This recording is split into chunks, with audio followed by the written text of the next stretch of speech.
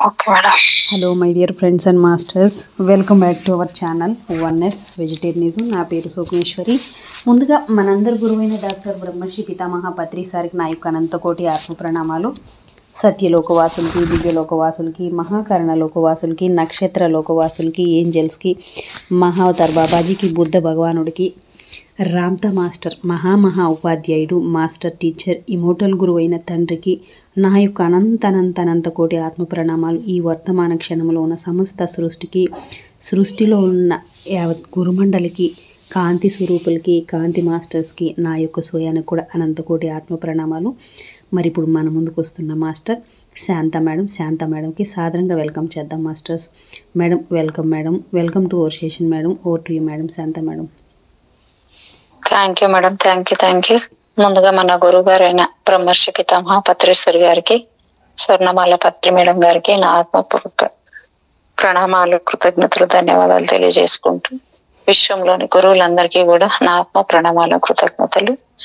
అలాగే oneness vegetarianism TV వ్యవస్థాపకులైన స్వప్నేశ్వర్ madam గారికి నా అనంత కోటి ఆత్మ ప్రణామాలు. రామ్తా మాస్టర్ కి అనంత కోటి ఆత్మ ప్రణామాలు, కృతజ్ఞతలు, ధన్యవాదాలు తెలియజేసుకుంటూ ప్రస్తుత వర్తమాన క్షణానికి, నా స్వయానికి కూడా కృతజ్ఞతలు తెలియజేసుకుంటూ నాకు ఎంతగానో సహకరిస్తున్న నా కుటుంబ సభ్యులకు, నాకు జన్మనిచ్చిన తల్లిదండ్రులకు కూడా ఆత్మ ప్రణామాలు, కృతజ్ఞతలు తెలియజేసుకుంటున్నాను. Thank you. ఈరోజు అతీంద్రియ శక్తులు రహస్యాలు అనే పుస్తకం మేడం బ్లావెట్స్కి రాసిన పుస్తకాన్ని చదువుతున్నానండి.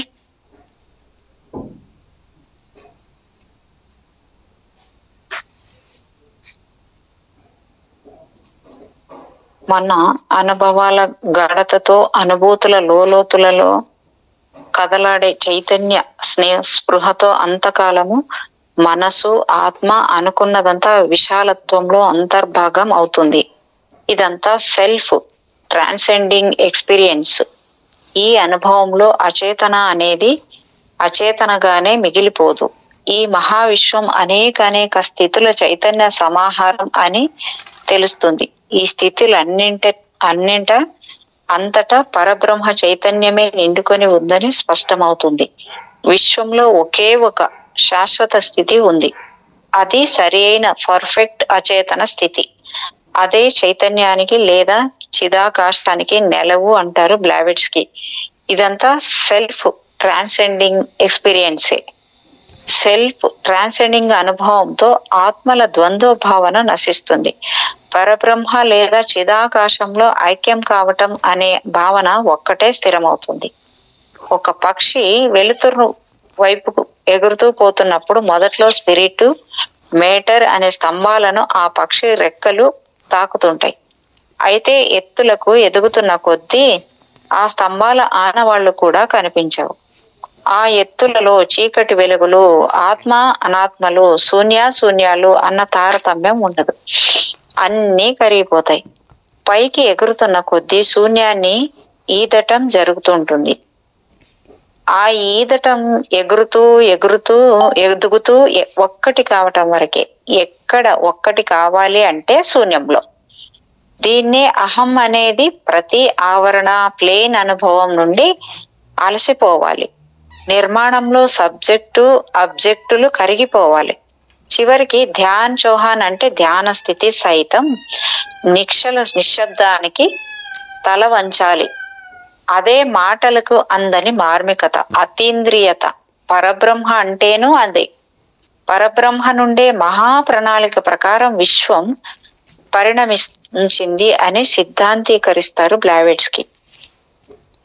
12వ అధ్యాయం ఇక్కడ సత్య సంహిత. ఇక్కడ సత్యానికి మించిన మరో మతం లేదు. హృదయ గర్భంలో అందుకోవలసిన సమాధానం సత్యం. ఇదే సృష్టిలోని సప్తమ రహస్యం. సత్యం యొక్క సంపూర్ణ అర్థం నోటి నుండి చెవికి చేరవేసేది కాదు. సత్యం ఎప్పటికీ ఒక్కటే. 2 చిరు సత్యాలు సైతం సత్యం కాకపోగా అవి పెద్ద తప్పిదం, అసత్యంగా పరిణమిస్తాయి. నిప్పు లేనిదే పొగ రాదన్నట్లుగా సత్యం ఆధారంగానే ఎంతో కొంత సంప్రదాయం పుట్టుకొస్తుంది. అసత్ నుండి పుట్టింది సత్తు, సత్తు నుండి ఉత్పన్నమైంది అసత్తు. ఒక వృత్తంలోని శాశ్వత నిరంతర చలనాలే ఇవి. ఈ వృత్తం సైతం పరనిర్వాణ వాకిలి నుండి బయలుదేరేది. పరిణామం ఆధ్యాత్మిక, మానసిక, భౌతికాల పైననే ఆధారపడి ఉంది. మనస్సు అనేది ముమ్మారు పుట్టం పట్టిన బంగారం. అది చైతన్యాత్మ. యుగ చర్చల్లో, కాల అంచనాల్లో ఏ ఇద్దరు భౌగోళిక శాస్త్రజ్ఞుల పరిశోధన ఫలితాలు ఒకేలా ఉండవు. నూతన అన్వేషణల్లో ప్రస్తుతం నెలకొన్న అసూయలన్నీ తప్పుకుని అదృశ్యం కావలసింది. మానవ జాతి మునుపెన్నడూ ఇంతటి స్వార్థపూరితంగా లేదు. సృజన శక్తులు మానవుణ్ణి సృష్టించగలుగుతున్నాయి, కానీ అంతిమ లక్ష్యంలో అపజయం పాలవుతున్నారు. ఒక పారదర్శక స్థితి నుండి మానవ పరిణామము క్రమంగా జరుగుతూ వచ్చిందే తప్ప ఒక అద్భుతంగానో మరో సంగమం వల్లనో జరగలేదు. కర్మ పరిణామమే మన్వంతరంలోని పునర్జన్మ.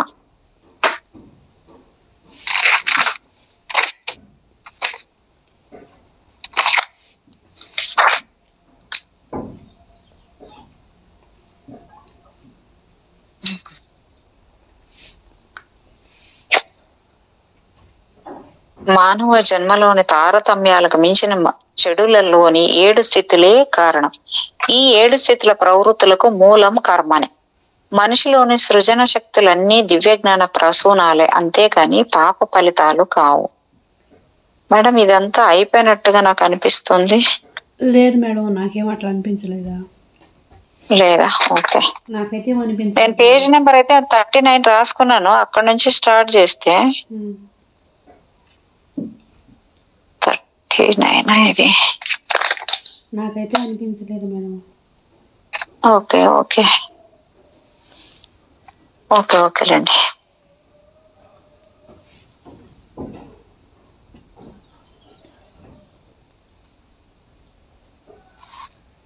కారణం 7 స్థితుల ప్రవృత్తుల మూలం కర్మనే.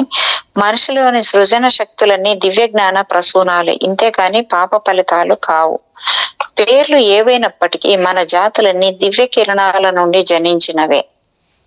మానవులు సంపూర్ణంగా ఆధ్యాత్మిక సంపన్నులైతే వారిని ప్రాచీన జ్ఞానం వైపు నెట్టాల్సిన పని లేదు.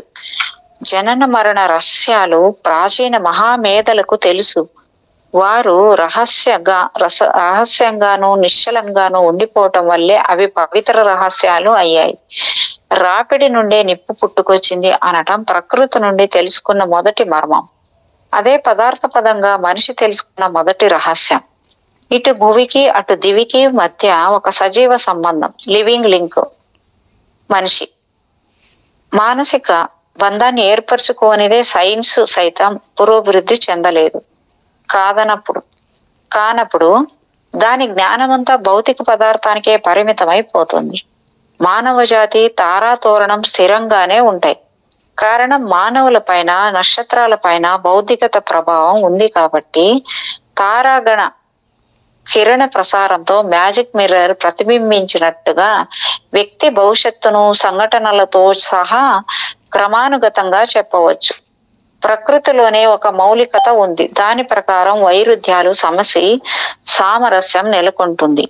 ఈ ఆధ్యాత్మిక సంపన్నతతోనే కపటదారుల నుండి మానవ జాతి తనను తాను రక్షించుకుంటూ తన ఉనికిని సార్థకం చేసుకుంటోంది. ఆధ్యాత్మిక ధ్యాన సాధనలో అతీంద్రియంగా కనిపించే వెలుగే ప్రాచ్యదేశాలు చెప్పుకునే దైవీ ప్రకృతి. ఆస్ట్రల్ లైట్ అనేది దేవుడైనా కావచ్చు, దెయ్యమైనా కావచ్చు. అనంత శూన్యంలో అటు జనన తరంగాలు ఇటు మరణ తరంగాలు ఉంటాయి. భూ ఆవరణలోని మరణమే మరో ఆవరణలో జన్మ అవుతుంది. దివ్య పురుషులు దివ్యధామం తలుపులు తెరుచుకుని అవతార రూపంలో మరింత తక్కువ ఆవరణలోనికి రావటానికి కారణం మృన్మయ శరీరాన్ని దివ్య శరీరంగా మార్చటానికే. ప్రతి దేశంలోనూ 7 లేక 10 మందో ఋషులు, మనువులు, ప్రజాపతులు ఉన్నారు. దైవపుత్రులు ఉంటారు. ఆధ్యాత్మిక ధ్యానులది ద్వంద్వ పరిణామం. వీరు ధ్యానపుత్రులు. వీరు బుద్ధి కుశలతతో పదార్థంతో సమ్మేళనం అయినప్పటికీ అవతార చక్రంలో అంటే పూర్వజన్మల భౌతిక జ్ఞానంలో నేటి ప్రపంచంలో స్వతంత్రులు, సచేతనులు అవుతున్నారు. వారు ఋషిత్వానికి అర్హులు అవుతున్నప్పటికీ కొంత కర్మ ఫలితంగానే పునర్జన్మకు రావలసి వస్తుంది. సృష్టిలో మొదటి మనుగడ నాగులది, ఆ తర్వాతదే సర్పాలు. సర్పాల కంటే తెలివైనది నాగ సంతతి. నాగులు యోగపుత్రులు, ఇష్టాపుత్రులు. ఆడ మగ అనే లింగ విభజన జరగక పూర్వమే నాగుల ఉనికి సాధ్యమైంది. లింగ విభజన సైతం ఒక్కసారిగా జరగలేదు, ప్రకృతి సిద్ధంగా నెమ్మదిగా జరిగింది. నేటి మహాత్ములందరూ నాటి యోగపుత్రులే. యోగపుత్రులంటే ధ్యానపుత్రులనే. యోగం అంటే ధ్యానమే. ధ్యాన బుద్ధులు ధ్యానం ద్వారానే ధ్యాన బోధిసత్వులు అనే దివ్యపుత్రులను సృజిస్తారు. ధ్యానానికి ఆధ్యాత్మిక అగ్ని ఉపాధి అవుతుంది. సర్పం ధ్యానిలోని శాశ్వత శక్తులకు, దివ్య జ్ఞానానికి సంకేతం. దివ్య శక్తుల సమాహారమే యోగం. యోగ శక్తితోనే బ్రహ్మ సృష్టి కార్యం సాగుతుంటుంది. యోగులు మానవ నేత్రాలకు అదృశ్యమై ఉన్నతావరణలో మరణిస్తారు. ఒక విధంగా ఈ మృత్యు స్థితి అనేది వారి దృష్టిలో తమ వ్యక్తిమత్వంలో లీనమయ్యే స్థితి.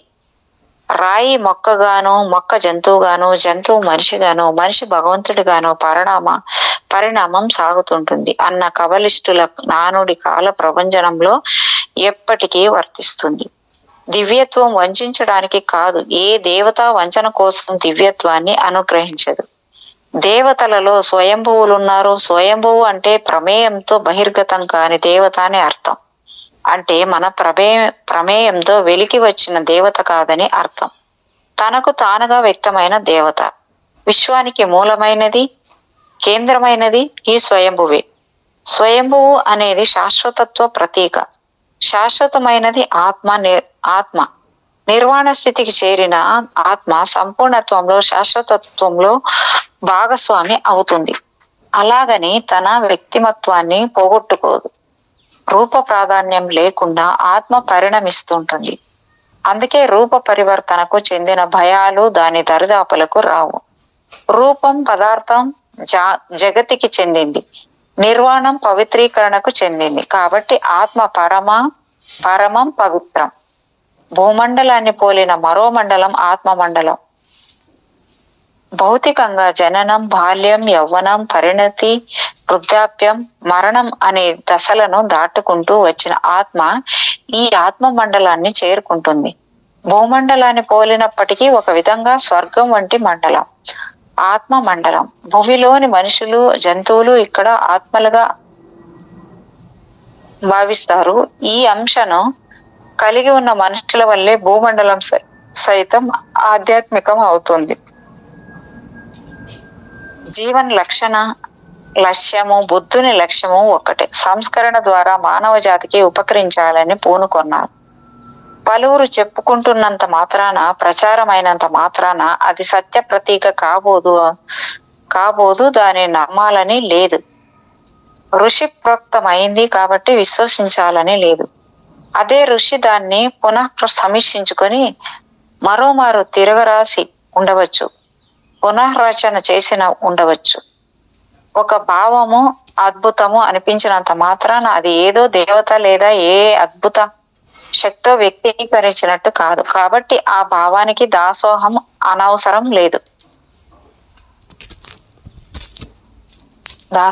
అవసరం లేదు.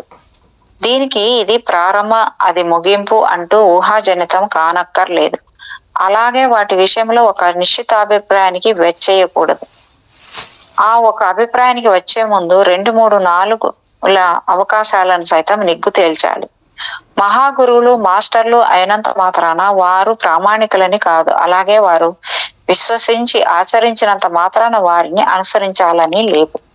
ఇది తప్పు, ఇది చెడు, ఇది శిష్యార్హము, ఇది అనర్హము అని నీకుగా తెలియాలి. నీ ఆత్మజ్ఞానం లేనప్పుడు జీవితం దుఃఖమయం అవుతుంది.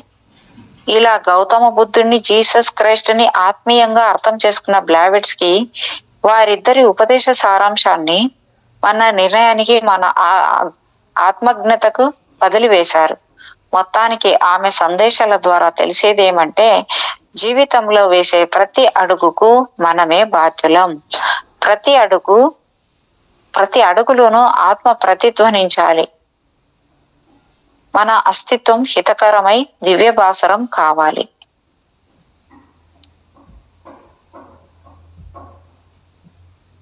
వ్యక్తిమత్వం ఎందులోనిది అంటే 13వ అధ్యాయం ఇది. ఎందులోనిది అయినా ఎక్కడిది అయినా ఎలా సేకరించినా సత్యం సత్యమే, అది మొక్కవోదు. ఇండియా వంటిదే ఐర్లాండ్, వారి మేధాశక్తి అపారమే.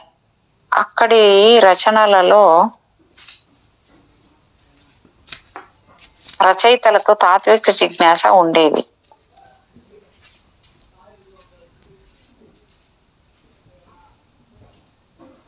వారిలో నవ సమాజ అవతరణ జరగాలనే తపన ఉండేది. ఆ జిజ్ఞాస తపనల ఫలితంగా 1886లో డబ్లిన్ లార్డ్ థియోసఫికల్ సొసైటీ శాఖగా అవతరించింది. అయిపోయింది మేడం, ఇది మొన్న చదివాను నేను. మేడం ఓకే ఓకే ఉన్నిలే, పర్లేదు, చెప్పండి మేడం. అది 12వ చాప్టర్ అన్నాను కదా, ఇది అయిపోయింది మేడం. ఇది అయిపోయిందా? ఓకే. ఇది 13వ చాప్టర్ చదువుతున్నాను నేను ఇప్పుడు. ఆంతరిక శక్తులు అనే చాప్టరు.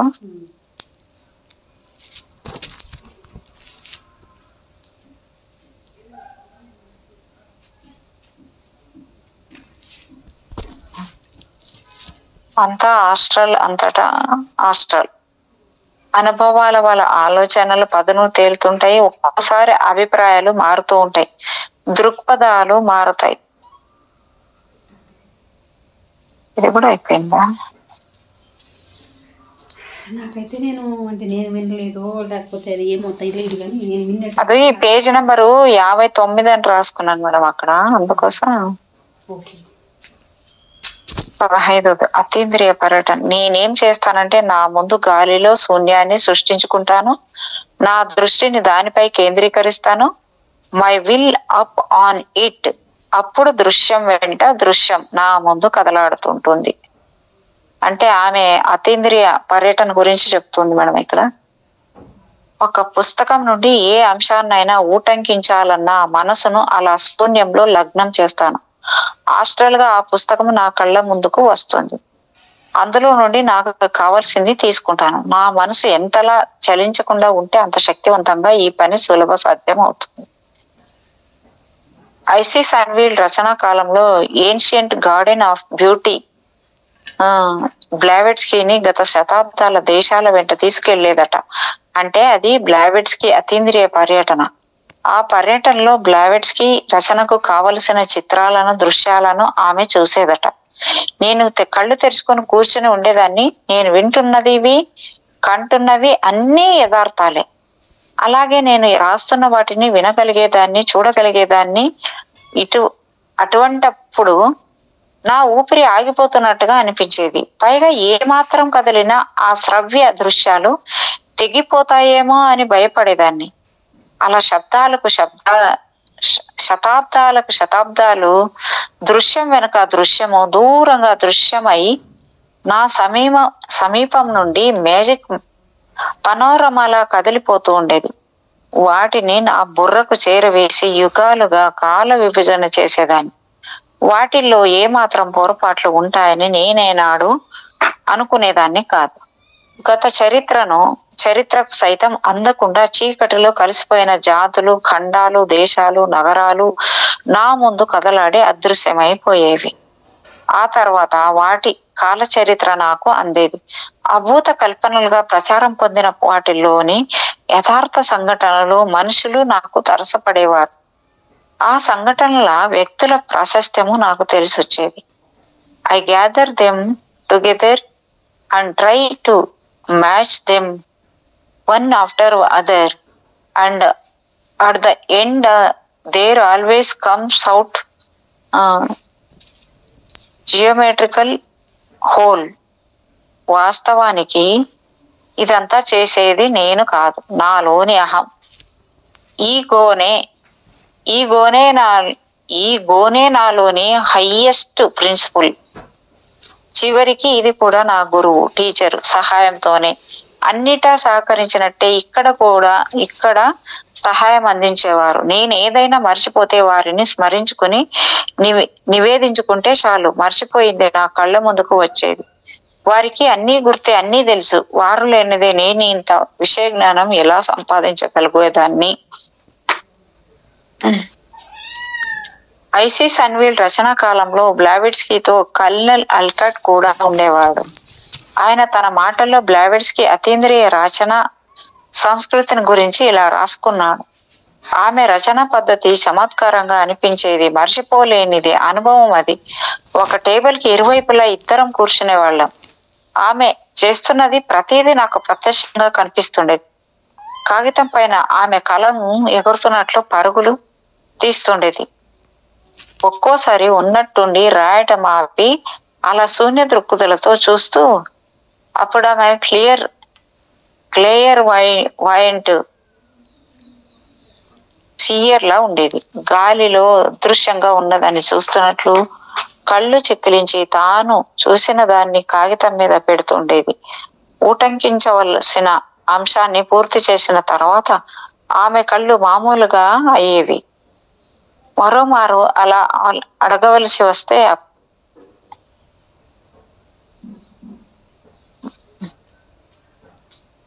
అలా ఆగవలసి వస్తే తప్ప, లేకపోతే నిరాటంకంగా రాసుకుంటూ పోతుండేది. ఇక్కడే అల్కాట్ మరో అనుభవాన్ని కూడా చెప్పుకోవాలి. బ్లావెట్స్కీ రచనలు ముద్రణకు వెళ్ళక పూర్వమే వాటిలోని విషయాలను కల్నాల్ కూలంకషంగా పరిశీలించేవాడు. ఒక సందర్భంలో ఒక చోట బ్లావెట్స్కీ ఊటంకించిన విషయాలపై అల్కాట్ కు సందేహాలు కలిగాయి. సందేహ నివృత్తి చేయమంటే బ్లావెట్స్కీ అవసరం లేదంటూ, అంతా సరిగానే ఉందంటూ ప్రింటింగ్ కి పంపించమన్నారట. అయినా కల్నల్ పట్టుబట్టడంతో బ్లావెట్స్కీ తన క్లెయిర్ వైన్స్ తో ఆ పుస్తకాలను ప్రత్యక్షం చేశారట. అది 302 వెస్ట్ 47 స్ట్రీట్, ఒకనాటి లామసారి థియోసఫికల్ సొసైటీ కార్యాలయం. అక్కడనే బ్లావెట్స్కీ ఆల్కాట్లు ఉంటుండేవారు. ఆల్కాట్, నేను కొటేషన్ అంగీకరించలేను, అది మీరు చూసినట్లుగా నాకు అనిపించడం లేదు. బ్లావెట్స్కీ, సరైందే, పంపించేయండి.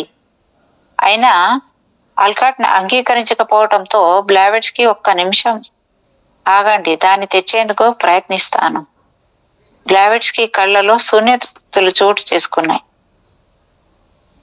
గదిలోని ఒక మూలను చూపిస్తూ బ్లావెట్స్కీ వెళ్ళింది. అక్కడికి వెళ్ళి సరి చూసుకోండి. అల్కాట్ అక్కడికి వెళ్ళి చూస్తే కావలసిన 2 భాగాలు ఉన్నాయి. అంతకు పూర్వం ఎప్పుడు ఆ గ్రంథాల మూల కాదు కదా, ఆ గదిలోనే లేవన్న విషయం అల్కాట్ కు స్పష్టంగా తెలుసు. అల్కాట్ తనకు కావలసిన కొటేషన్స్ ను సరి చూసుకొని ఆ పుస్తకాలను అక్కడనే ఉంచేశాడు. కొంతసేపటికి ఆ పుస్తకాలు అక్కడి నుండి అదృశ్యమయ్యాయి. 16వ అధ్యాయము. పారదర్శక ఆవిష్కరణలు. మన విలువలు అతి ప్రాచీనమే, మన సంప్రదాయాలు ఆచారాలు అంతటి పాతవే. కొన్నింటికి పాచిపట్టింది, మరికొన్నింటికి తుప్పు పట్టింది. ఈ పాచిని తుప్పును వదిలించడమే బ్లావెట్స్కీ చేసిన పని. మరమ్మత్తు అవసరమైన చోట మత్తు వదిలించడం ఆమె చేసిన మరో పని. నిజానికి ఈ పనులేవి మనకు తెలియనివి కాకపోయినా కొత్తగా అనిపించడానికి కారణం ఆమె విశ్లేషణలోని నిజాయితీ, ఆమెలోని ఆమెలోని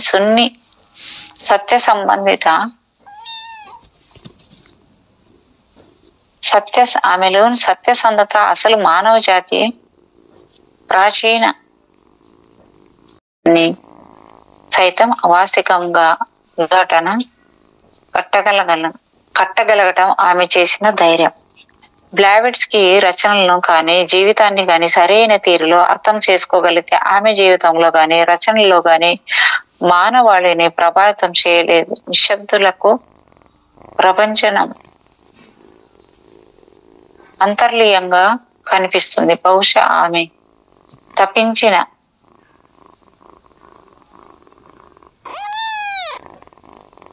అమ్మా లేస్తున్నానే, నాకెందుకు అక్క, నేను నువ్వే లేపుతున్నావు బంగారు తల్లి.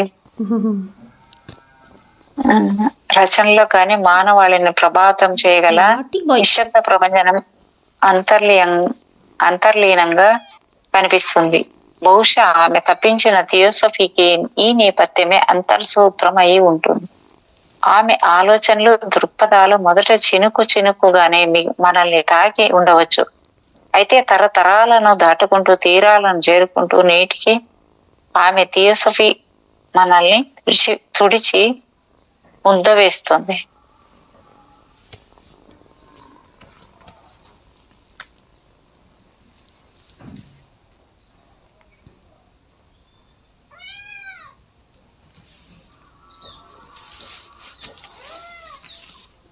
Madam madam okay.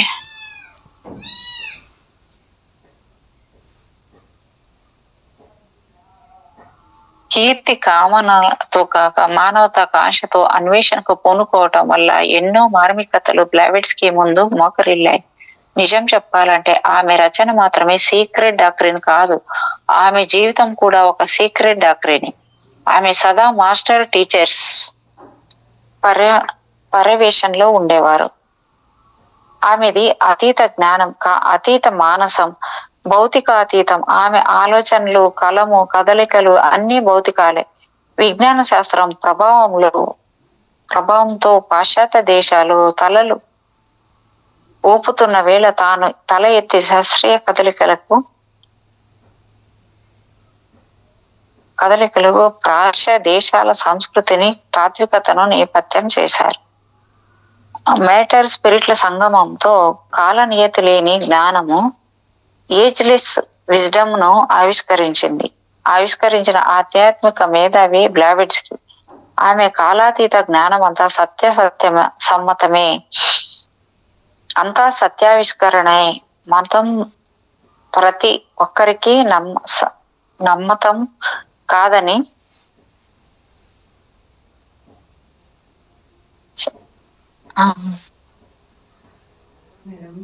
మతం ప్రతి ఒక్కరికి సమ్మతం కాదని మొదటి నుండి చెబుతుండేవారే.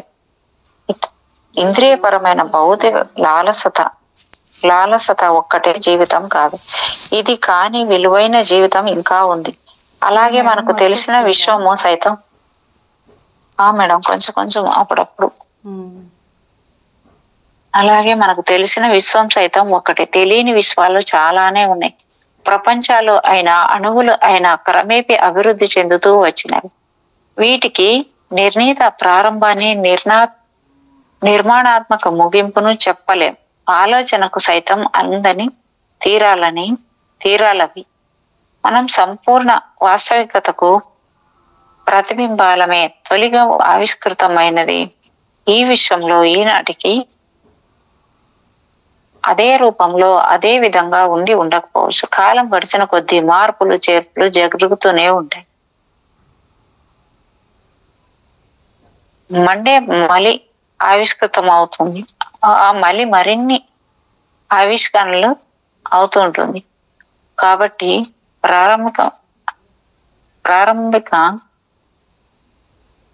ప్రారంభం ఎప్పుడూ అర్థవంతమైనది. అయితే అనేక ఆవిష్కరణల వల్ల దాని విలువలు మారుతుంటాయి. ఇటువంటిదే మన జీవితం కదా.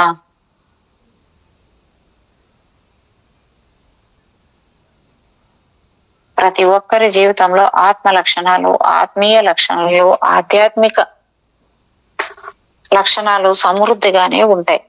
అవి మన బుద్ధి, జ్ఞానము, ఇచ్చల సమాహారంగా ప్రస్ఫుటం అవుతుంటాయి. ఈ క్రమంలోనే ఖగోళంలోని భౌగోళం కూడా ఒక దివ్య భావనతోనే పరిణామంలోకి వచ్చింది. సంపూర్ణ విశ్వమేధతో ఏర్పడ్డ ప్రణాళికకు పరిణామం భౌతికత తోడై విశ్వరచన జరిగింది. బ్లావెట్స్కీ సీక్రెట్ డాక్ట్రిన్ లోని మరికొన్ని ఆసక్తికర అంశాలు పూర్వ ఖగోళ పదార్థం అనే రెండు అబ్సల్యూట్ అనే సోర్స్ ద్వారా విశ్వ పరిణామం జరిగింది. ఒక జీవితం, ఒక ఆత్మ, one life and one spirit ల నుండి అంతా ఉత్పన్నమైంది, పరిణామం ప్రారంభమైంది. ఇచ్ఛ, జ్ఞానము, బుద్ధి ఈ పరిణామానికి తోడయ్యాయి. ఈ విశ్వం అంతటిని అంతులేని సిరీస్ లో ఒక క్రమం. పూర్వ పరిణామ జ్ఞానం అనేది ప్రారంభానికి కొనసాగింపుకు కావలసిన ఇచ్ఛ ప్రణాళికలకు తోడవుతుంది. 1 minute మేడం.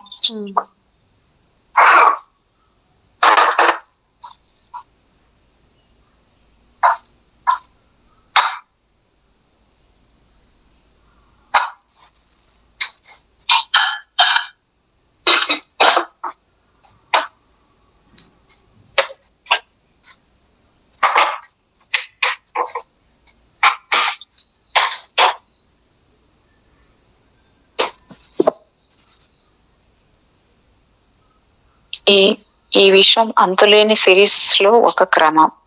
పూర్వ పరిణామ జ్ఞానం అనేది ప్రారంభానికి కొనసాగందుకు కావలసిన ఇచ్ఛా ప్రణాళికలకు తోడవుతుంది. దివ్య ప్రణాళిక బాడీస్ ప్లాన్ లో అర్థవంతమైనది. ఆత్మ చివరకు ఇది అణు పరమాణు పదార్థానికి సైతం వర్తిస్తుంది. ఆత్మగా పరిణమించిన విశ్వాన్ని ఆలోచన, భావనలు వెన్నంటే ఉంటాయి. దేహము, ఆత్మల సంయుతమే ప్రతి జీవ రూపమును. విశ్వంలోని దివ్య ప్రణాళికే ఆత్మ. ఇది తన స్థానాన్ని బదిలీపరచుకోవడానికి దేహంలోకి ప్రవేశిస్తుంది. అంటే దేహాన్ని ఆశ్రయించి ప్రకృతి బద్ధురాలవుతుంది. అలా మానవ రూప పరిణామంలో ఆత్మకే మొదటి స్థానం. ఆ తర్వాతనే తక్కిన రూప పరిణామం అంతా. బ్లావెట్స్కి చెప్పినవన్నీ ఆత్మ సాక్షాత్కారాలే. అవి మానవతా మనుగడలో మనల్ని పరిశుద్ధ మనస్కుల్ని చేస్తాయి. ప్రాచీన అర్వాచీనాల పారదర్శక విలువలను మన వర్తనంలో నిలుపుతాయి. కొందరి విషయంలో అవి శాస్త్ర సమ్మత అయితే మరికొందరికి కాకపోవచ్చు. కొందరి విషయంలో మార్మిక విశ్వాసాలైతే ఇంకొందరి విషయంలో అలా కాకపోవచ్చు. అయినా పరిణామ పదంలో అవి సత్య రోచిస్సులు, సర్వకాల సర్వావస్థల సత్య దృక్పథాలు. సత్య స్ఫురణ ఉంటే చాలు, సత్యావిష్కరణ జరిగి తీరుతుంది. అందుకే బ్లావెట్స్ కి తాత్విక భావజాలం సత్య ప్రబంధం అయింది. అది దివ్య జ్ఞానంలో ప్రకాశించే థియోసాఫియా. మాటలకు అందని, భావాలకు అందని శాశ్వతత్వంలో అనేక విశ్వాలు ఆవిర్భవిస్తూ ఉంటాయి, అంతర్ధానం అవుతూ ఉంటాయి. ఆ విశ్వాత్మలోని అనేక ఆత్మలు, పునర్జన్మలు, కర్మ సిద్ధాంతాలు. ఇది బ్లావెట్స్ కి సీక్రెట్ డాక్ట్రిన్ రచన నేపథ్యం. 17వ అధ్యాయము విశ్వబంధం. బ్లావెట్స్ కి అంటే సీక్రెట్ డాక్ట్రిన్ అంటే బ్లావెట్స్ కి. ఇలా తాను, పుస్తకము కాలాతీత ప్రపంచనాలే. బ్లావెట్స్ కి సీక్రెట్ డాక్ట్రిన్ ని శ్రీకారం చుట్టింది జర్మనీ, బెల్జియంలలో ఉండగా. రచన ఊపందుకుంటున్న సమయంలో ఆరోగ్యం క్షీణించింది. మంచాన పడ్డారు. డాక్టర్ల మందు మాకులతో ఆరోగ్యవంతరాలు కాలేకపోయారు. ఆ సమయంలో ఆమెకు ఒక దివ్య సందేశం, సుపీరియర్ ఆర్డర్ అందింది. కొన ఊపిరితో ఉన్న బ్లావెట్స్ కి వద్దకు మాస్టర్ అర్ధరాత్రి వేళ వచ్చి ఈ ప్రపంచాన్నైనా వదలాలి లేదా సీక్రెట్ డాక్ట్రిన్ రచనను పూర్తి చేయనైనా చేయాలి అని అవకాశం ఇచ్చారు. అది బ్లావెట్స్కీకి దొరికిన అవకాశం. అప్పుడు బ్లావెట్స్కీ తీసుకున్న నిర్ణయం సీక్రెట్ డాక్ట్రిన్ రచనను కొనసాగించడం. ఆ రచన ప్రాచ్య దేశాల తాత్విక సరళినే మార్చేసింది. అది భావి శతాబ్దాలకు వెలుగుబాట అయ్యింది. సమకాలీనంగా మతాలను ఐక్యపరచడానికి ఉపయుక్తమైంది. సత్యానికి ఉన్నతాసనం వేయటానికి ఉపకరించింది. గ్రంథ రచన తర్వాత మానసిక సరళిని మార్చటానికి తాను వచ్చానని, తన ప్రభావంతో ప్రపంచ సరళి మారుతుంది అని అంటుండేవారు ఆమె.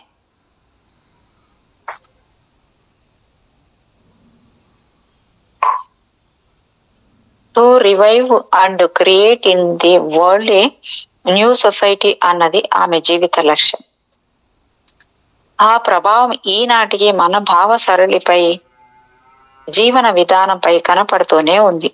విశ్వ ప్రకృతి కేవలం అనుబంధానికే పరిమితం కాదని, విశ్వంలో మానవుడికి సముచిత స్థానం ఉందని, మతాల ముసుగులో సత్యం కాంతిహీనం కాకూడదని, సృష్టిలోని ఒక త్యాగ ఐక్యతా రాగం వినిపించాలని, కేవలం ఆధునిక శాస్త్రం ఒక్కటే ప్రకృతి యొక్క అగోచర తీరాలను, అకల్ట్ సైడ్ ని చూపలేదని బ్లావెట్స్కీ తన సీక్రెట్ డాక్ట్రిన్ ద్వారా స్పష్టం చేశారు.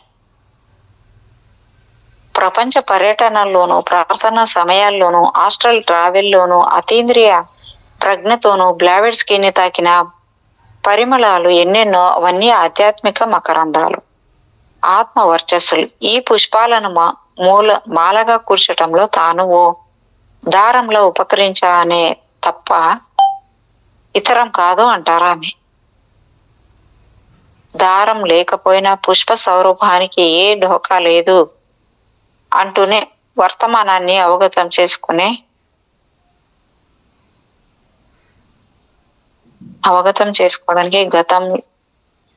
దారం లేకపోయినా పుష్ప సౌరభానికి ఏ డోకా లేదు అంటూనే వర్తమానాన్ని అవగతం చేసుకోవటానికి గతంలోకి వెళ్ళక తప్పదంటారా ఆమె. అలాగే వర్తమానం అర్థమైతే గతము అవగతమవుతుంది. తప్పులు దొరలని గతం లేదు. ఈ విషయం తెలుసుకోగలిగే ప్రాచీనాన్ని చరిత్రను తప్పు పట్టడం కానీ, విశ్వసించకపోవటం కానీ జరగదు. సత్య ప్రకాశనానికి అంతరంగ స్ఫూర్తి తోడు కావాలి. అప్పుడే సత్యం ఏ మతం తాకిడి లేకుండా సత్య సమ్మతం అవుతుంది. ఇంతకీ బ్లావెట్స్కీ సీక్రెట్ డాక్ట్రిన్ వల్ల సాధించింది ఏమిటి అంటే, వృప్తంగా ఉన్న ఆధ్యాత్మిక ప్రకృతిని రహితం చేయటం.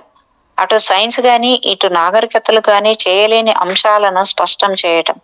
ప్రకృతి అనేది అణువుల సముదాయ ఫలితమో, కలయిక ఫలితమో అయినప్పటికీ అది యాక్సిడెంటల్ కాదని వివరించడం. విశ్వంలో ప్రతి మానవుడికి ఒక సముచిత యథార్థ స్థానం ఉందని చెప్పటం.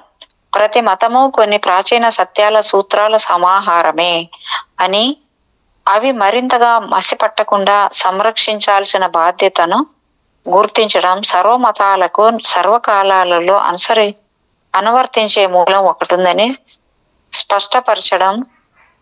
ఇవి బ్లావెట్స్కీ సీక్రెట్ డాక్ట్రిన్ లో సర్వత్రా పరుచుకున్న సార్వజనీన అంశాలు. ఈ భూమండలంలో ఒకేసారి 7 ఖండాల్లో 7 మానవ సముదాయాల పరిణామం జరుగుతుందని,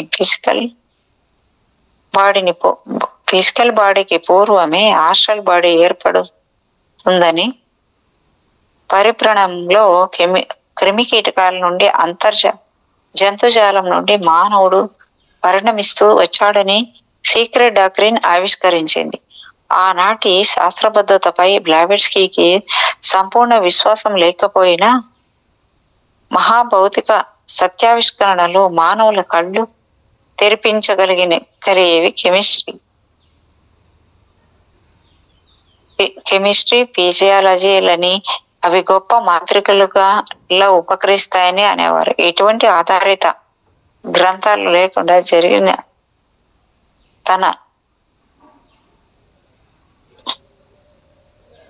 ఎటువంటి ఆధారాల గ్రంథాలు లేకుండానే జరిగిన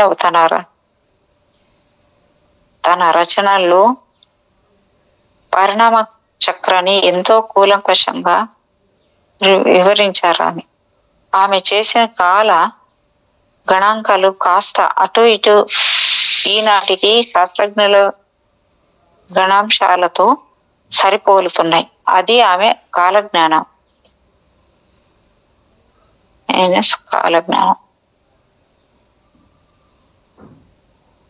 పరిణామ రహస్యం. కండబలం, గుండె బలం కలవారిదే పెత్తనం అనే స్థితి నుండి బుద్ధి బలం కలవారికే మనుగడ అనే స్థితికి చేరుకున్నాం. పరిణామంలో మనం కోతి నుండి ఈనాటి మానవ రూపంలోకి వచ్చామనుకుంటున్నా, ఆనాటి వానరమే ఒక ఉన్నత రూపం కదా. అటువంటి వానరం నుండి నేటి నర రూపం సాధ్యమైంది.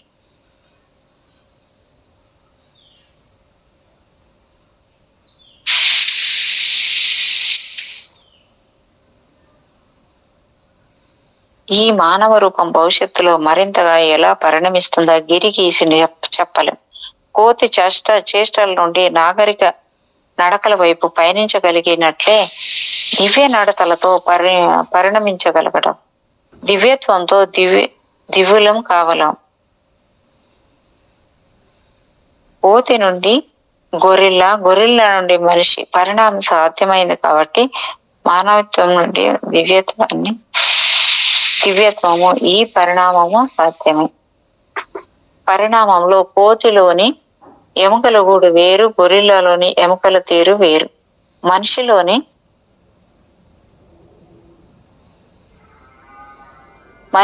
ఎముకల సంపద, బోన్ స్ట్రక్చర్ వేరు.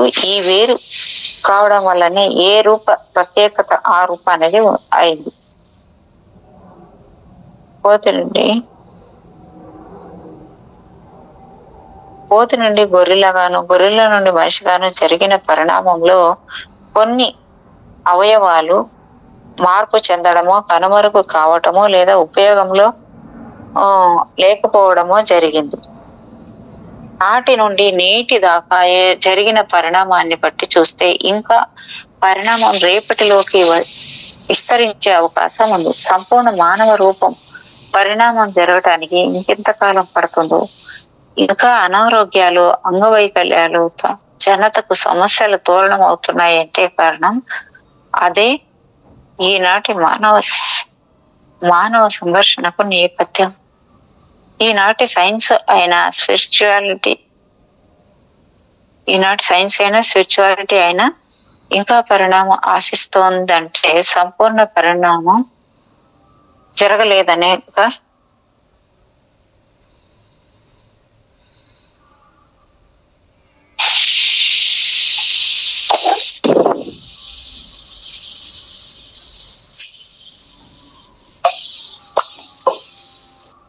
శాస్త్రవేత్తలైనా, ఆధ్యాత్మిక పరులైన, ప్రయోగశీలురైన, ప్రత్యేగాత్మలైన భవిష్యత్తు వైపు అడుగులు వేస్తుండడం, సంపూర్ణ పరిణామాన్ని ఆశించే ఈ దిశగా డార్విన్ సిద్ధాంతాన్ని ఎంతలా అంగీకరిస్తున్నా దానికి ఇంకా శాస్త్రీయతను జోడించాల్సిన అవసరం ఉంది.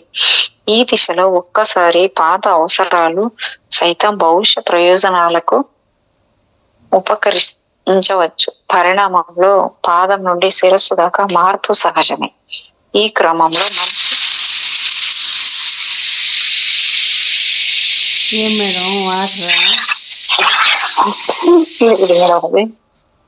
ఒక్క సెకండ్ తగ్గించాల్సి వచ్చింది మేడం, అది పోతుంటే అదే వచ్చేసింది విషయం. Okay, sorry. శాస్త్రీయతను జోడించాల్సిన అవసరం ఉంది. ఈ దిశలో ఒక్కోసారి పాత అవసరాలు సైతం భవిష్య ప్రయోజనాలకు ఉపకరించవచ్చు. పరిణామంలో పాదం నుండి శిరస్సు దాకా మార్పు సహజం. ఈ క్రమంలో మనిషి కోతి నుండి పరిణమించాడనటం పురోగతి.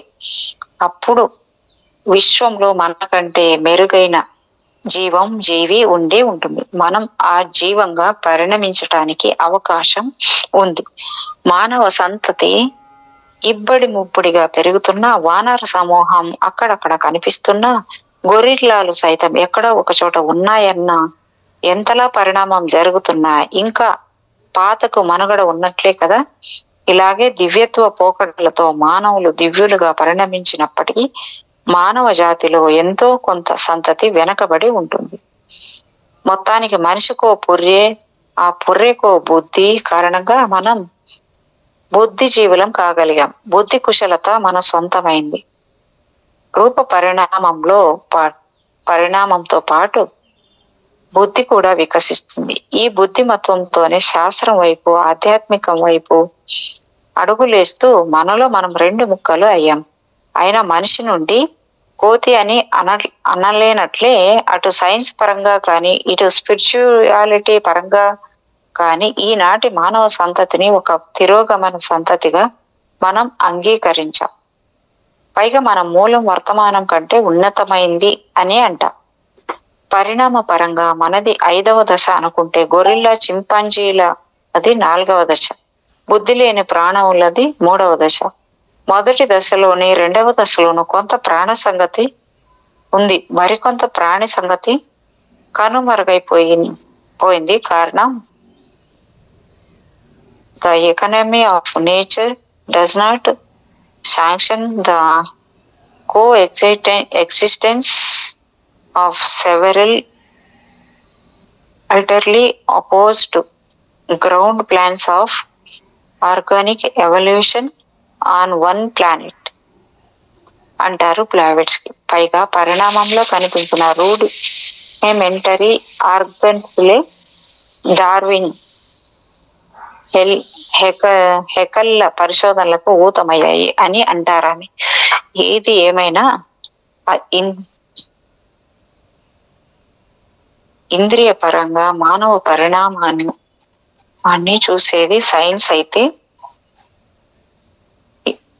ఇంద్రియాతీతంగా మానవ పరిణామాన్ని చూసేది ఆకల్టిజం. ఒకటి రూపజ్ఞానం అయితే రెండవది అరూప అతీంద్రియ జ్ఞానం. మొదటిది విజ్ఞానం, రెండవది ప్రజ్ఞానం. భౌతిక పరిణామానికి సంబంధించిన ఆనవాళ్లను గతం నుండి తవ్వి తీయవచ్చు. ఆది భౌతిక ఆనవాళ్లను అనుభవాల నుండి క్రోడీకరించగలం.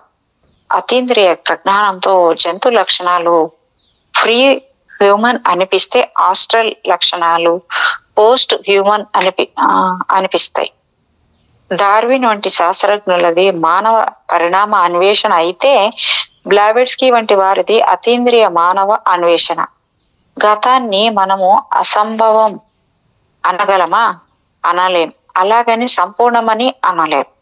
ఇది చరిత్రకే కాదు, శాస్త్రానికి వర్తిస్తుంది. కొన్నిటి ఉనికి సమాంతరంగా సాగుతున్నప్పటికీ మనకు అందకపోవచ్చు. ఈ కారణంగానే పురోగమన తిరోగమనములు సృష్టిలో చోటు చేసుకుంటాయి. అందుకే కేవలం కనిపించే ఆధారాలతోనే అడుగులు వేసే సైన్స్ మనిషిని ఒక ప్రత్యేక సృష్టిగా, ఏ స్పెషల్ క్రియేషన్ గా ఇంకా చూడలేకపోతుంది. అయితే ఆధ్యాత్మిక సంపన్నమైన ఎసోటరిక్ మాత్రం మానవ రూపంలో నెలకొని ఉన్న స్పిరిచువల్, సెమీ ఆస్ట్రల్, సెమీ హ్యూమన్లను చూడగలుగుతుంది. ఈసాటరిక్ సిద్ధాంతం ప్రకారము మానవ పరిణామంలో ఈనాటి మన పరిణామ దశ 5వది. మొదటి దశ ప్రాక్తన ఆదిభౌతికం అయితే, రెండవ దశ ప్రాక్తనం నుండి విడిపడుతున్న ఆదిభౌతికం. మూడవ దశ పాక్షిక ఆదిభౌతికం, పాక్షికం తొలగిన ఆదిభౌతికం. 4వ దశలో లింగ వివక్ష ఏర్పడ్డ దశ కొంత అయితే, మరికొంత దశ భౌతికతను సంతరించుకున్నటువంటిది. మానవ పరిణామ విషయంలోనే కాదు, నాగరికతల విషయంలోనూ సంస్కృతుల విషయంలోనూ ఇంకా రూఢిగా మూలాలకు వెళ్ళలేకపోతున్నాం. చరిత్రకు శాస్త్రానికి అందని గతం ఇంకా మిగిలే ఉంది. ఎన్ని వాదాలు, ఎన్ని సిద్ధాంతాలు ఉనికిలోకి వచ్చిన మానవ దృష్టిని గురించి కాల రహస్యం మనకు అందటం లేదు. మన భూమి వంటి పదార్థ సంగమం, ఇక్కడ 19వ అధ్యాయము. మన భూమి వంటి అనేక గ్రహాలు అవతరించడానికి అంటే సృష్టికి కారణం లైఫ్ అంటుంటారు అతీంద్రియ జ్ఞాన సంపన్నులు, ఎనర్జీ అంటుంటారు విజ్ఞాన శాస్త్ర సంపన్నులు. అయితే వీరిరువురి నుండి మన అవగాహనకు వచ్చేది ప్రతి అణువులోనూ దివ్య శ్వాస యొక్క సృజన శక్తి ఉంటుందని. ఈ దివ్య శ్వాసని మహాశ్వాస అని అంటున్నాం. ఈ మహాశ్వాస నిత్యము, శాశ్వతమును. దృశ్యం అయ్యే ప్రతిదీ అదృశ్యం కాక తప్పదు అన్నట్టుగా కనిపించే సృష్టి కానీ విశ్వం కానీ ఎప్పుడో ఒకప్పుడు కనిపించకుండా పోతాయి అని మనకు తెలుసు. ఈ అదృశ్యం కావడాన్ని మనం ప్రళయం అంటున్నాం. అంటే మహాశ్వాస ఉచ్ఛ్వాస ప్రళయము అయితే, నిశ్వాసం సృష్టి, మన్వంతరం అంటే ఇదే. దివ్యత్వంలో లయించేది ప్రళయము, దివ్యత్వం నుండి జనించేది సృష్టి. సృష్టి అంటే కార్యమగ్నమైనటువంటిది. ప్రళయం అంటే సేద తీరేది.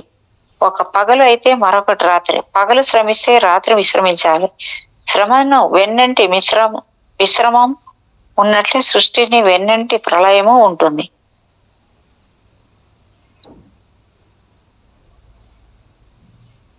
ప్రళయము అన్నంత మాత్రాన వినాశనం అని కాదు, ప్రక్షాళనగా అని కాదు. సృష్టి ఎన్ని మార్లు జరిగితే ప్రళయము అన్ని మార్లు తప్పదు. పగటి సంఖ్య ఎంతైతే రాత్రిల సంఖ్య అంతే. ఎన్ని ఉచ్ఛ్వాసలో అన్ని నిశ్వాసలు తప్పవు. ప్రతి ఉదయానికి ఒక అస్తమయం తప్పదు. ప్రతి ఉదయము కొత్తది అయినట్లే ప్రతి అస్తమయము కొత్తది.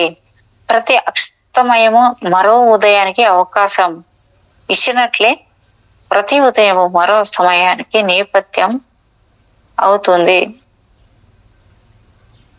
సీక్రెట్ డాక్ట్రిన్ లో బ్లావెట్స్కీ చెప్పే లా ఆఫ్ పీరియాడిసిటీ ఇదే. కాలాన్ని మేధతో పోల్చే ప్రయత్నంలోని అతీంద్రియ స్పందనలే ఇవన్నీ. ఇవి అన్ని అనంత శూన్యంలోనివి. మనం చెప్పుకునే అనంత విశ్వం సైతం శూన్య ఆవిష్కరణే. అంతా దివ్య ప్రణాళికే. ఆ దివ్య ప్రణాళికలోనివే ఈ అనంత విశ్వాలు.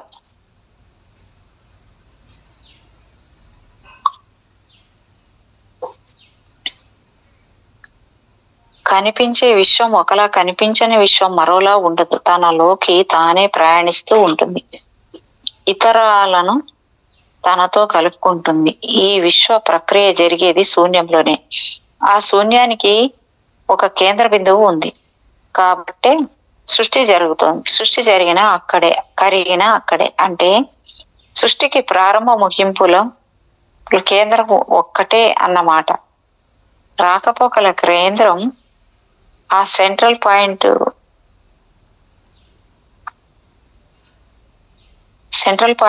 దీన్ని సంపూర్ణమైన హోమోజీనియస్ డివైన్ సబ్స్టెన్స్ ప్రిన్సిపల్ అంటారు బ్లావెట్స్కీ. అంటే సజాతీయ దివ్య పదార్థం అని. సైన్స్ అయినా స్పిరిచువాలిటీ అయినా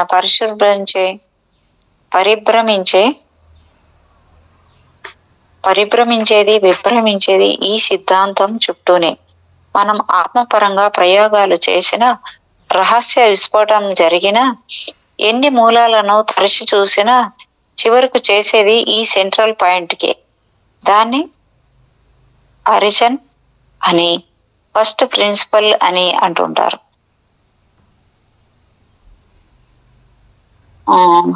ఆరిజిన్ ను స్పిరిచువలిస్టులు డివైన్ ప్రిన్సిపల్ అంటే, సైంటిస్టులు సబ్జెక్ట్స్ ను ప్రిన్సిపల్ అంటారు.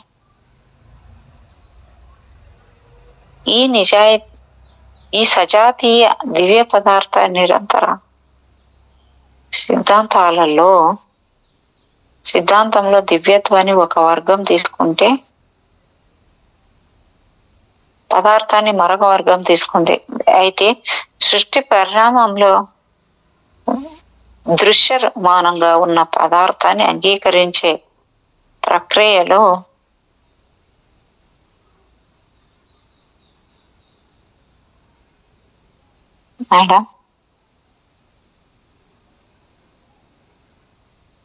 సృష్టి పరిణామంలో దృశ్యమానంగా ఉన్న పదార్థాన్ని అంగీకరించే ప్రక్రియలో భూమి సబ్స్టెన్స్ ప్రిన్సిపల్ అయింది. మహాశూన్యంలో, అనంతాకాశంలో అదృశ్యంగా అది దివ్య ప్రణాళిక తత్వమై డివైన్ ప్రిన్సిపల్ అయింది. రూపంగా ఉండేదంతా వ్యక్తీకరణకు అనువైనది కాబట్టి రియాలిటీ అయింది. అరూపంగా ఉండేదంతా వ్యక్తీకరణ అందక అనుభవ కేంద్రమై ఇంపర్సనల్ అయింది. ఇలా వ్యక్తీకరణలు అందేది అయినా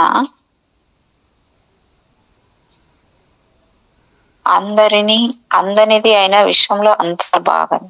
ఇంకా వ్యక్తీకరణలో సైతం ఆధారాలకు అందని సృష్టి రహస్యాలు ఉన్నాయి. కాబట్టి సబ్స్టెన్స్ ప్రిన్సిపల్ లో సైతం డివైన్ ప్రిన్సిపల్ అంతర్లీనంగా ఉందన్నది స్పిరిచువలిస్టుల విశ్వాసం. ఆ విశ్వాసంతోనే సింపుల్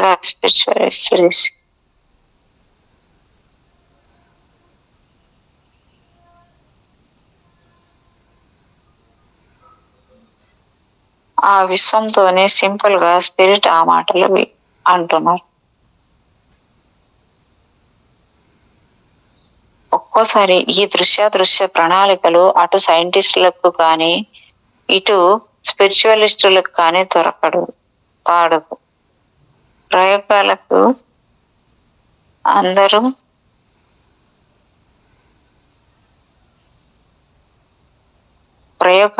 అందదు, ఆత్మకు అందదు. ఇప్పుడు విశ్వం లేదా సృష్టిని మాయ అంటారు. కనిపించేదంతా ఏదో ఒకనాడు కనుమరుగవటం ఎంత సహజమైన సృష్టి లేదా కనిపించేదంతా ఏదో ఒకనాడు కనుమరగటం ఎంత సహజమో కనిపించినది సైతం ఎప్పుడో ఒకప్పుడు కనుల ముందు నిలబడటము అంతే సహజం. అయినా ఇది అందని తత్వమే కాబట్టి ఇంకా మాయగానే మిగిలిపోతుంది. ఏది శాశ్వతం కాదు కాబట్టి అంతా మాయే అంటుంటాం. అయితే ఇంతటి మాయలను అమేయంగా ఉండేది ఆరిజన్ ఒక్కటే. దీన్నే బ్రహ్మ పదార్థం అని పరబ్రహ్మ అని అంటాం. బ్రహ్మ పదార్థానికి అనురూపం విశ్వం అయితే పరబ్రహ్మకు ప్రతిరూపం మానవ అంశ. ఇటు విశ్వము ఒక అంశనే, ఇటు మానవుడు ఒక అంశనే. రెండు అవతరణలే. అటు విశ్వము ఇటు మానవుడు చైతన్య ప్రతీకలే, ప్రపంచనాలే. మన చుట్టూ అవతరించి ఉన్న విశ్వం బహు విశాలమైంది. ఆ విస్తరణ అంతా అనేక ఆవరణలలో అనేక స్థానాలలో ఉంది కదా. ఇలా ఈ విస్తరించిన విశ్వాన్ని గురించి మనం సంపూర్ణంగా తెలుసుకోవాలి. మనకు మనమే ఒక ప్రయోగం కావాలి. అప్పుడే మనిషి జన్మకు ప్రయోజనం, మానవ అవతరణకు ప్రయోజనం సిద్ధిస్తుంది. ఈ ప్రయోజనాన్ని ఆశించే బ్లావెట్స్ కి ఆది భౌతిక వాస్తవికతకు పట్టం కట్టారు. గోచర ప్రపంచాన్ని అంగీకరిస్తూ అగోచర ప్రపంచాన్ని నెట్టివేసే సైంటిఫిక్ డాగ్మాటిక్ నిజాన్ని అంగీకరించేవారు కారామే. అలాగే మతమౌఢ్యాన్ని సైతం రిలీజియన్ ఆర్థడాక్సీ అంటూ నిరసించేవారామె. అందుకే మెటాఫిజికల్ రియలిజం అనేది సర్వకాలం సర్వావస్థల సర్వాంగీకారం అయింది అనేవారు. ఏ clean life and open mind, A pure heart అంటే స్వచ్ఛమైన జీవనం, సంకుచితం కాని మనస్సు, నిర్మల హృదయం ఉంటే చాలు. విశ్వ ఆవిష్కారాలను, సృష్టి రహస్యాలను, పరిణామ మూలాలను అందుకోగలమని అంటారు ఆమె. మేడం ఇంకో 30 సెకండ్స్ ఉంది. ఇక్కడికి ఇది చాప్టర్ అయిపోయింది 19. మేడం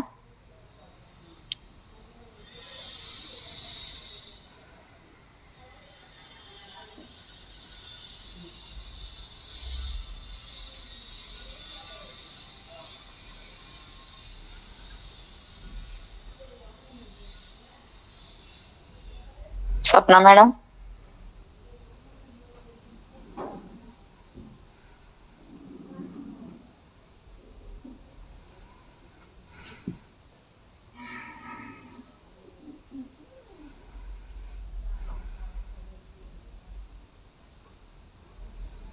మేడం మేడం అయిపోయింది మేడం. ఇక్కడికి 1 o'clock అయింది. అంటే ఆ చాప్టర్ కూడా అయిపోయింది. Okay madam. Okay madam. Thank you madam. Thank you so much madam. మీకు నా యొక్క హృదయపూర్వకమైన కృతజ్ఞతలు. Thank you madam. Thank you so much. Thank you masters. Thank you.